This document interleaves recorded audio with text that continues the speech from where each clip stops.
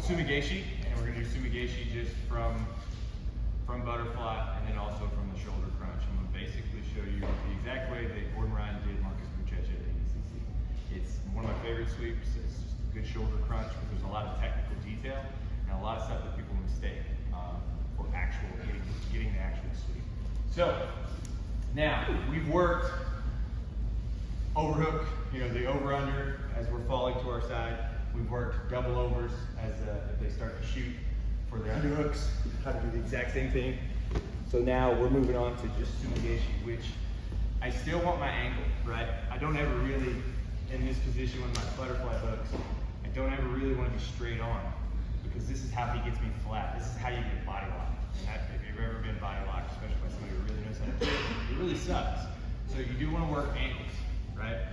What I'm doing here is I don't ever want to go back to my back and I'll fall to my side. And I'm still doing like I'm going to do the over-under. I'm grabbing the back of the tricep. My hand goes on the back of the neck or the head. My forearm is right against the platform. Still out here to the side if I need to be. I can even have both feet in, but I want to be ready to fall on my side. I don't want to be ready to fall on my back. This kind of slows that momentum, right? So as we're here, if Gordon Ryan, when he hit Marcus Buchecha, he goes for the arm drag. Same thing as keeping this outside control here, right? I'm just going to go for the arm drag, and instead of falling back, I'm going to fall over here to my side. So what Buchecha did, and what most people do when you grab the arm, they pull away. They post either on my rib cage, and they pull right away. At this point, exposing that arm, pull it straight up, right? So this will be how we expose the shoulder crunch.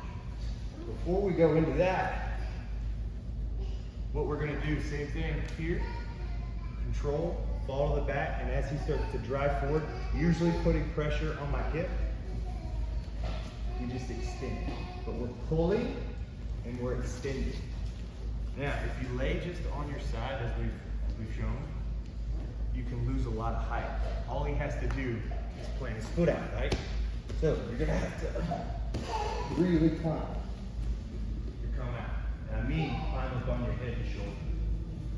Pushing the head down the whole time. If you're Rudy's size, this is really easy, but if you get someone your same size, same length, you have to get more height. You can't just lay here on your side and expect to kick. You have to take that. We're here. Instead of switching to the overhook, we're pulling in, they start to step up, you push the head down, roll right up over, up on top. Questions? This is just pushing the head down first. I'll show you how we put it into the shoulder crunch next. Questions? Can you do it one more time? Yeah, absolutely. So we're here. We're always at our angle, controlling that outside, right? So this is what he'll want to post on. As you're pulling back, you're pushing the head down and kicking up and over. If they read it, they will post out, which is where you get that. As we go up here nice and slow, he posts out, so you may have to pull this in and then come really high, pushing off with your bottom foot, right? The one that's planned, honestly, a lot of people think, Jesse and I talked about this, a lot of people will think that you get that extra extension from here. You can, but you really get your push over from getting up like almost half inversion, right? That's where you get that. Their hip will fly over, right? Questions? Pushing the head down is very important.